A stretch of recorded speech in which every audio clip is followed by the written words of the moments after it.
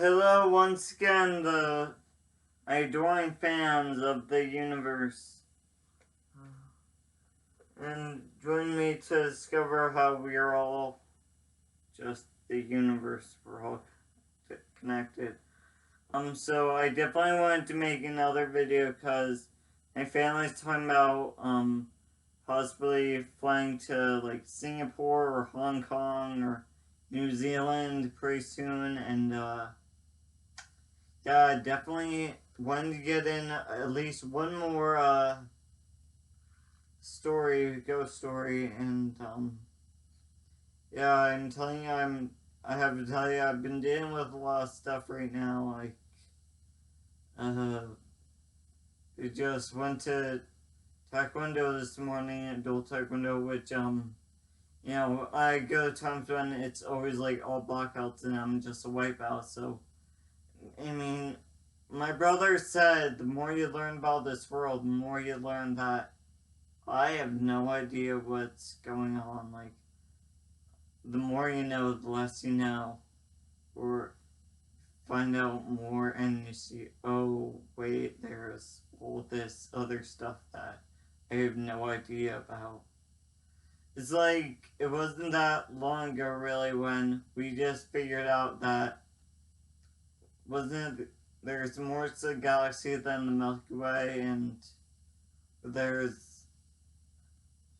we thought the Milky Way was the universe, but then we're like, oh wait, there's tons of other galaxies, and yeah, it's big. A lot to digest. But so let's get to the story quickly. I'll start with the first one. It's called The Phantom Drummer, because maybe I should have started out at the beginning all this time. This one's just in part one of, again, it's Spooky Pennsylvania, Tales of Hauntings by, retold by S.C. Slosser, illustrated by Paul G. Hoffman. So part one just is ghost stories. And this is, the picture they give, you see, the lighting's kind of, guess I would put it over there, it's a little better, I hope. Hope you guys can, at least make out some what I'm saying. So the very first story is called The Phantom Drummer, and takes place in Valley Forge. So not that far away. It's the first story in this book.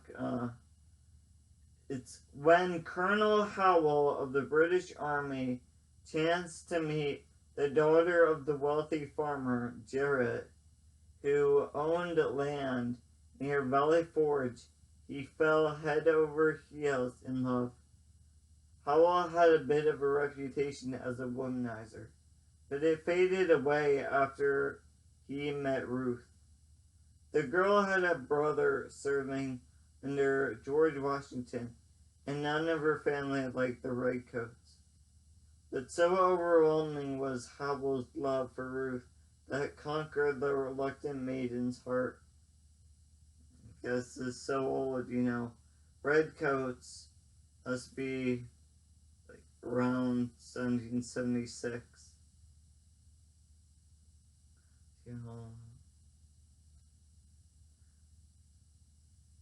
Girl had a brother serving under George Washington, and her family liked the Redcoats. Yeah, 1776, just about.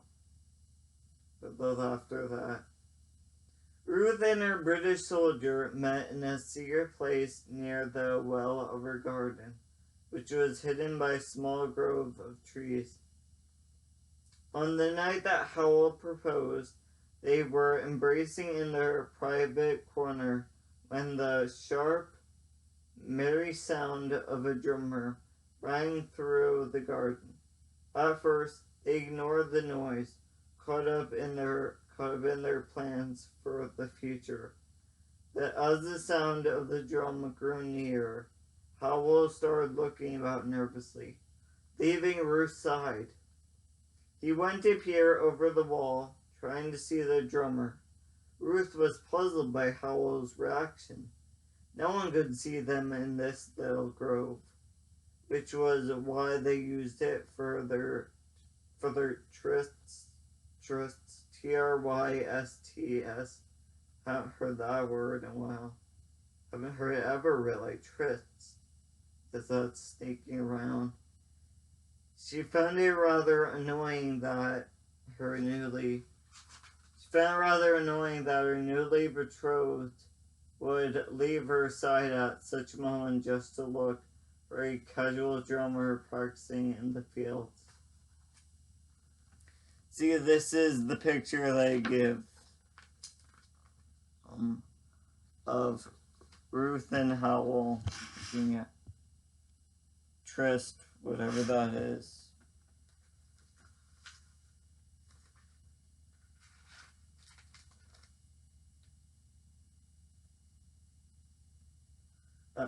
She changed her attitude, though, when Howell turned from the wall, for he was deathly pale. "What's wrong?" she cried, hurrying to him. "There is no one there," Howell told Ruth hoarsely. Ruth stared at him, frightened by his words. The roll of the drum still rang through the fields beyond the wall. "But surely," she began. She was interrupted by a phantom rat-tat-tat. The sound drew closer as they listened in horror. It came right through the garden gate, just beyond the trees. The invisible drummer entered their little hollow and passed through the wall next to them. Only when the sound ceased altogether did Howell snap out of the fear-induced trance he was in. He convulsively clasped Ruth to his chest, no less frightened. Ruth begged Howell to tell her what it could mean. "For the last 3 generations," Howell said shakily, "a phantom drummer has appeared to warn my family of a change in fortunes, some for good, most for ill." Seeing the look on Ruth's face, he tried to shake off his terror. He spoke a few words of reassurance to her, which neither of them believed, kissed her goodbye, and galloped away. In a skirmish the next day, Colonel Howell was shot. He was brought to Farmer Jarrett's house for nursing. Though Ruth's father was reluctant to have a British soldier under his roof. To Ruth's relief, the wound was fairly minor and would soon heal. To add to her joy, her father grew fond of the young man and consented to their marriage if Howell would leave the British Army. The colonel made this promise willingly, and a secret marriage was soon arranged. Then tragedy struck. Orders arrived demanding that Howell rejoin his regiment on the eve of an impending battle. Howell knew that to honorably resign his commission would take months, and he would be forced to fight and kill the Americans in the battle the next day. So he decided to marry Ruth, desert the British Army, and hide himself away until it was safe to rejoin the Jarrett household. Divesting himself of his British uniform, he donned the clothes of a civilian and stood with Ruth before a minister in the parlor of the Jarrett house. As he slipped the wedding ring on his beloved's finger and bent to kiss her, the roll of a drum sounded from outside. Howell and Ruth turned fearfully and listened as the invisible drummer climbed the steps, walked through the room, and exited via the far wall. Ruth clung to her new husband in terror. while the guests and clergy murmured in awe. Then they heard rough voices outside, and someone pounded on the front door. Suddenly the house was full of British soldiers, come to capture Howell based on the testimony of one of the Jarrett servants, who hated the Redcoats and had betrayed them. Howell was arrested, tried, and shot for desertion. At the moment he died, Ruth, sobbing alone in her bedchamber at home, heard the faint, unmistakable roll of a phantom drum. Ooh, that was a scary one.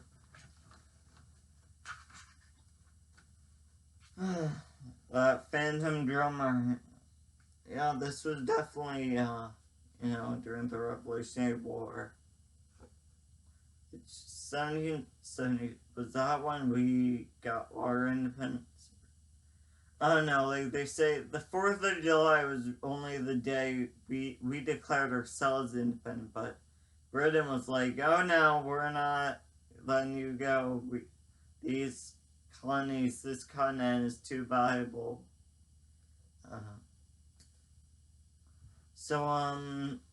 I guess news for you, I will not be celebrating July the 4th. I might be out of the country then. Well, no, it's just soon. But I really don't care, like, it's just another day, just because it's our independence. I mean, celebrate every day, because every day is special. The weather is always changing, it's always something new. You just think every day is the same because you chose to do the same things. Like, maybe you just woke up in the same town that you went to bed in, and you didn't write down your dreams because it's different every night. You ate the same food, you ate it at the same time, you did everything the same. Like, you talked to the same people, you went through your routine. 4th of July, really don't like fireworks if you haven't figured that out. Yeah, fireworks, like black fireworks, are annoying. I mean, a lot of times I'm just trying to go to sleep or study or do my homework, and it's like annoying. And veterans with PTSD, they often have heart attacks or flashbacks because, like, gunshot fire. And I think they just want something loud going on because they don't want to talk. For me, like, they say fireworks aren't vegan because, they do kill a lot of animals and they cause air pollution. Unnecessary, like, I hate fireworks. And,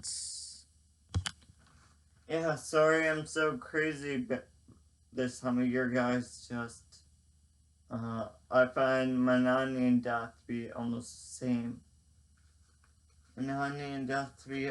same. And, like Einstein said, logic will get you from A to B, imagination will take you everywhere. Bye. Phantom Drum, I remember, it was in Valley Forge.